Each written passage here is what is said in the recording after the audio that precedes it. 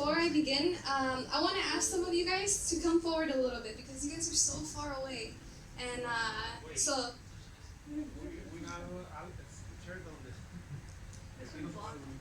this one's what? Yeah. This one. Okay. No, over here. Yeah. Just so it's not like so. Is that room? I guess. No, I guess it's too many to move forward. One more? Okay, you guys won't be able to please.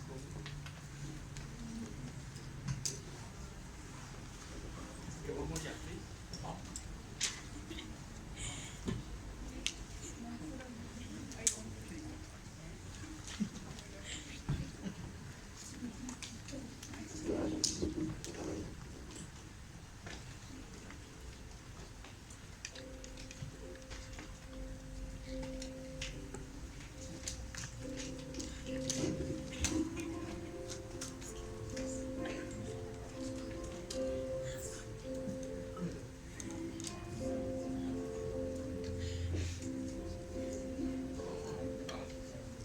Alright, how's everyone doing? Good? You guys happy? Excited? Yeah. Tired? Maybe some of you are forced to come. It's okay though. We're going to make the most out of it, okay? For those of you who don't know me, my name is Monique. I grew up in this church ever since I was little, so I'm going to talk a little bit about my walk with God, how growing up, how it was, kind of my relationship with God and how I grew and where I am now. And the obstacles I faced, the temptations that came along with it, and we're going to go through a few things, but we're going to have a good time, okay? And so I might be a little more interactive, I might come out, don't be scared, okay? Don't be afraid to talk, don't be afraid to raise your hand. And again, just a reminder, if along the way you guys have any questions, and you guys, there's little papers, you guys can write them down, and later on there's a box, and you guys can put them in so Father Carlos or whoever can answer them, okay? So just a reminder. Okay. Got it, okay. So yeah, they'll pass their own papers. If you guys have questions along the way or throughout the retreat, feel free to write it down. It can be anonymous. You can put it into the box, and they'll have some time to go through questions and answer them. Okay, so as a little kid, I was really weird. I was not your typical little kid that liked to watch TV and do things like that. I like to do like crafty things. Yo era tremenda. I was the type of person that could not be sitting down the way that you guys are sitting down right now. But there was something that called me, and that was church. Growing up with my grandparents, that was something that I loved to do. If they were going to church, I would go with them. Didn't matter what day of the week it was, if I was there, I would go with them. And it was weird because, during Mass, you sit down and that's it. And that was the one time that I could actually sit still with her. Or she would have her little Bible classes, and for some reason, I loved going. And so they always said I was the weird one because everyone else in the family, if my grandparents were going to go and we were all at their house, they would say, who wants to come? And my brother was like, heck no. I'm going to stay, I'm going to watch the baseball game. And I was like, oh, Grandma, me. I want to go. I want to go to Bible class with you. I want to go to church. So, yo era la rarita de la familia. And I was judged for it, big time. And that's where it started. As a little girl, I wanted something else. It wasn't enough just being home. Maybe I was bored. But at church, it was always fun. They had classes, they had other kids, they had arts and crafts. You learn about this God that loves you, and I just thought it was the most amazing thing ever. And I didn't understand how other people didn't like that. So I would go around talking about it and talking to my family. And I had my cousins who would say, oh, so when are you going to become a nun? Because clearly that's what you're going to do with your life, right? You're just going to go to a convent and just pray, and because that's all you do. That's, us, we like to go out, have fun, play, but you're just like, you're out there, right? So they would judge me. Then even my aunts and uncles, it wasn't like, oh, she's doing something good, or no. They would try to look for questions, things to say, to have me doubt what I believed. Or they would ask me questions, and if I didn't know the answer, which what 10-year-old knows the answer to everything, right? You're barely learning. or what 12-year-old, 15-year-old. And if I didn't know the answer, they would say, oh, you see? You spend all that time in church and you don't even know the answer to that. What's the point? So it all started, with family. I didn't even have to reach out to friends because the circle around me, that was enough. I mean, let alone people outside. Who knows, maybe they judged me too, but I didn't even get that far. My family was the first group to judge me and to think that I was weird and to think that I was wrong and that instead of going to church so much, I should be with them. I should be going, hanging out with them and playing with them, watching what they want to watch, and I didn't like it. But as I got older, things started changing a little bit, right? So as a little kid, you tend to do whatever your parents say. And so even if I wanted to go do something, I knew I had to go by my parents' rules. And as I started to get older, high school came along, friends and so forth. And now I'm like, oh, I do want to go to the mall with my friends. Or, yeah, you know what? That dance on Friday, I do want to go. Or that football game, I kind of want to go. And that's where I needed to decide, what am I going to do? Then high school, do I want to play a sport? Yeah, I think I do want to get involved. And so I started running. And I liked it a lot. Except that I was in track all 4 years. But it just so happened that the big track meets, or whenever I had invitationals or something, it always had to be on a day that I also had church. I remember I was 15 years old, and I was so excited because they told me I had made it to CIF. So I was like, oh my gosh, the first time ever, I'm going to be able to compete against the best of the best, right? And then they tell me at church, hey, you have a retreat on the same day as your track meet for CIF. Which one are you going to go to? Are you going to go run? The thing that you trained for this whole season? Or are you going to go to the retreat where they're counting on you to be there? And that's where I started thinking, oh my gosh, what am I going to do? And I remember my coach was so mad because I told him, I'm not going to be able to go. I have a retreat to go to. And I need to go. I said I was going to go and I need to be there. And he said, are you kidding me? You're going to choose God over me? And I remember I was shocked when he said those words to me. Because I said, yeah, I am going to choose God over you. Like, who do you think you are? And just like that, over time, little things started happening, friends. All of a sudden, friends, they always wanted to go out Friday nights. Well, Fridays was, and continues to be crecimiento here, the classes that Padre gives. And the one rule in my house was, you can't go out on Friday night, or Sunday morning. Sunday morning was always church. Friday night, you always came to the crecimiento, which I had my youth group. And for some reason, friends they never wanted to go out on a Saturday. Sleepovers were never on a day that I could do it. It always had to be on a day where I knew that I had something else to do. So I had to make a decision. What goes first in my life? Is it going to be friends? Is it going to be going out? Is it going to be sometimes even good things? What goes first, God or the world? And it was hard. Because there was times where I thought, well, why can't I just wait until I'm older? My parents, they didn't start young. They didn't go to church when they were young. I think I did my part, right? I mean, I've been very involved. What if I just take a small break?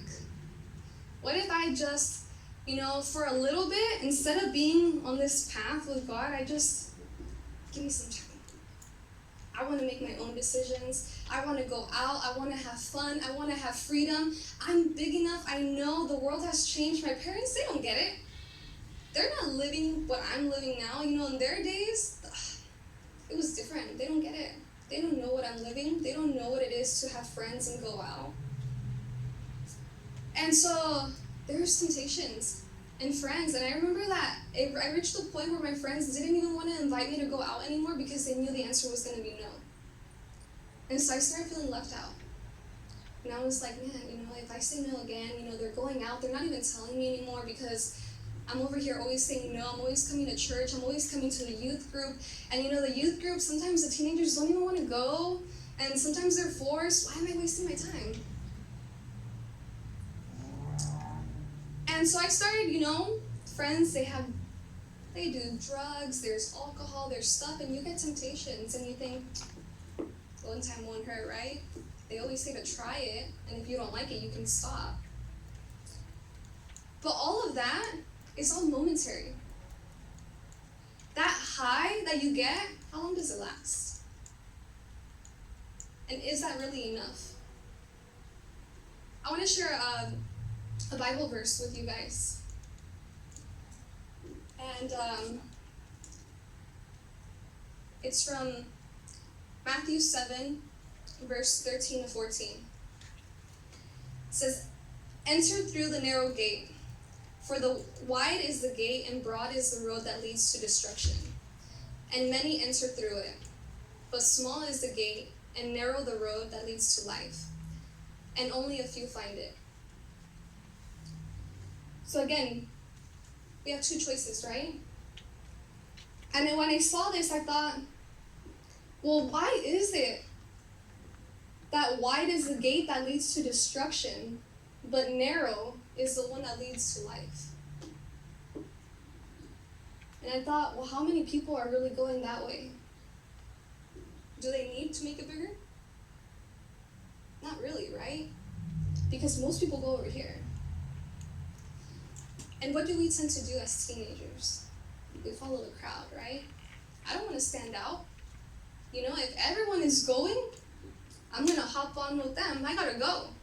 If everyone is doing the new fashion, new shoes, the pants and the certain brands, how am I going to go to school without those brands? I got to look good too, just like them. Oh, you know what? But now everyone's listening to certain music. I got to start learning those lyrics. I got to learn those dance moves, because how am I not going to know? Everyone else is talking about that. Oh, well, my friends are all going to go out and they're all going to do this and that. Mom, you don't get it. Those were in your times. Now times are different, People are not so conservative. You got to be more liberal. And just let me. Curfew? Mom, why? That's when the fun starts. I remember my parents used to say you need to be home by 10 o'clock. That was when I was 18. 10 o'clock. And I was like, Mom, 10 o'clock? That's barely when the fun begins. And she used to say there's nothing better. There's nothing good after 10 o'clock. And I saw it with my brother. I always have my brother as an example. Sometimes good, but sometimes as things not to do. Because he didn't care. In his head it was, one day when I'm my parents' age, that's when I'll look for God. But right now I'm going to live my life. But who guarantees you're going to reach that age? Who guarantees you that tomorrow you're going to wake up? And what was your life for? So it got me thinking, and I thought, well, you know what? After high school, all of that fitting in, having friends and all that, didn't matter. The people who actually stood by me while going to church, they continue by my side right now. Almost 8-10 years later.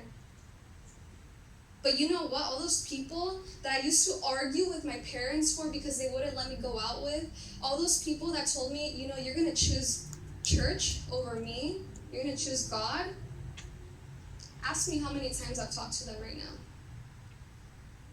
I don't talk to any of those people. None of those people are relevant in my life. The minute you graduate, none of that matters. Popularity, the brands that you wear, the things that you talk about, the friend group and all that, and who's cool and who's not, and how involved are you, and none of that matters. Because once you graduate, you start at zero again. In college, no one knows you. No one knew how popular you were. No one knows what brands you wear or cares to know what brands you wear. So what's it all for? The decisions that you make now will determine a lot of things in your life. So what kind of decisions are you going to make? Are you going to have God in them or not? I've seen firsthand with my brother how his mistakes have affected his life now. How he didn't like the curfew that he had. So what would he do? He would stay out late. He would come home and make sure that my parents knew he was home, say goodnight to them, give them a little kiss goodnight, and then, you know what? Close the door slowly, and his friends would all be in the car waiting for him so he could go back out. Then he wouldn't come home till 3, 4 in the morning. One day, he was driving, and he got pulled over for reckless driving. 128 miles per hour. Who do you think the cop called? Mom and Dad. And you know what? Not only did he get a ticket, almost $2,000. It's 3 days before his 18th birthday, so he didn't go to jail that night. Or else he would have gone to straight to prison. And not only that, but he got his license suspended. So now, all his friends relied on him to drive, whatever. Now he couldn't do any of it. Now, work. How was he going to get there? Now he had to walk. Figure out how to take a bus. And then, now any job moving forward that involved him driving, he couldn't even apply to. Because on his record, he had the fact that he had a reckless driving ticket. So that night, he was probably thinking, well, all I did was go out. All I did was go out with my friends. I wanted to have a good time. Tell me, did that have an effect on his life later on? Was it worth it? Whatever, driving 128 miles per hour, how long did that excitement last? A couple seconds? And then what? Life is full of decisions. And we get to choose if we're going to make God part of it or not. I can tell you, I've seen decisions where God was part of them, and that happiness lasted way longer than the ones where God wasn't part of it. There's an emptiness when you don't have God in your life because you're trying to fill this void that will never get filled. People say, but God, it's just so hard. I don't know if He's listening. I don't know if He's really there. I don't know if he's really even going to do anything for me, my life, this, that. But you have to push. And you have to do your part. Look for Him. The same way that you talk to your friends, talk to God. The same way that you do all those things, going out, making time, thinking about your friends, boyfriend, girlfriend, whatever, think about God and what He's done for you in your life. And you're right, it's not easy. Following God, it takes a lot of work. Following God is kind of like driving on a freeway. Have you guys ever driven on a freeway? It would be great if on the freeway it was just straight. And you just knew that your destination was over there, you had no other option, right? Just keep going straight. Except what is there on the freeway? There's a lot of exits. And those exits in life, those are the temptations. You're on your path to God, right? And then all of a sudden, the devil says, okay, I gotta get Monique. How am I gonna do it? Let's put a friend. Okay, Monique, let's go out. Okay. And I move away from my path to God. Because now I had, okay, well, instead of going to church, is it gonna be church or friend? What am I gonna choose? Am I gonna keep going on my path to God? Or am I gonna choose to do something else? What goes first in my life?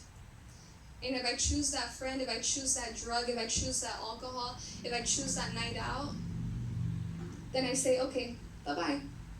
See you later. But you know what? The same way that there's exits, there's a lot of entrances. And God says, I don't care how many mistakes you made. I don't care how many times you walked away from me. I don't care how many times you chose the world over me. I'm right here and I'm going to be here. And the same way that you walked away from me, I have paths for you to come back to me. Yeah, it might not be easy, but look, right here, the same way that we can go out, look it, just do a little U-turn. I can get you right back on. And you say, well, that looks easy, But that's not how my life is. Sometimes it can look like this. And you're like, oh my gosh, there's so much going on. For me, it was, oh my gosh, I'm graduating. Where am I going to go to college? And then when I go to college, what am I going to study? And then when I study, what am I going to get a job? And then, but friends, in college, I'm not going to know anyone. Am I going to make friends? And what if they don't like me? And oh my gosh, do I have to change who I am or not? Or what? And now it's like all these things are going through my head. But what am I not thinking about? God. If I think about God, I think, okay, God, you're going to take care of it. I don't have to worry. You're going to lead me the right way. Maybe right now I don't know what I want to do, but I have faith in you that you're gonna lead me the right way. I had no idea what I wanted to study. Actually I did, I guess. I used to say I wanted to be a teacher. That was always it. Then out of nowhere I said accountant. Why? I don't know. I had no idea what it was. I remember this person asked me, so what are you going to go to college for? And I said, I'm going to be an accountant. And he said, oh, cool. I said, yeah, huh? I went home that day and I said, Mom, what's an accountant? What do they do? She started talking to me about it and everything. I started researching it. I'm an accountant now. Studied, graduated, and I absolutely love it. How did it happen? I had no idea. I wanted to be a teacher when I was younger. But God made sure to put something in my path and He took care of it. I worried for years, but He took care of it. So the same way, we might have so many things going on in our head. We might think, well, we messed up, or maybe I don't know how this is going to get resolved. Turn to God. Put God first, and He'll take care of the rest. Doesn't matter where you are. It doesn't matter how big or how small the problem. God will take care of everything. So my invitation to you guys today is, what path will you guys take?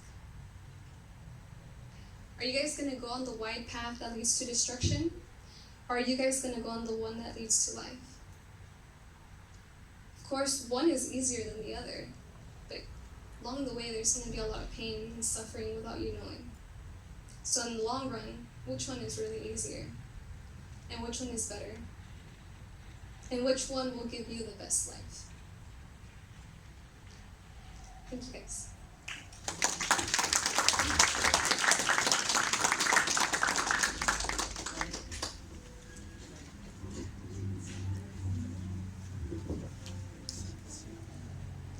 Hello? Alright guys, so now that we were done with that presentation, I would like for you guys to come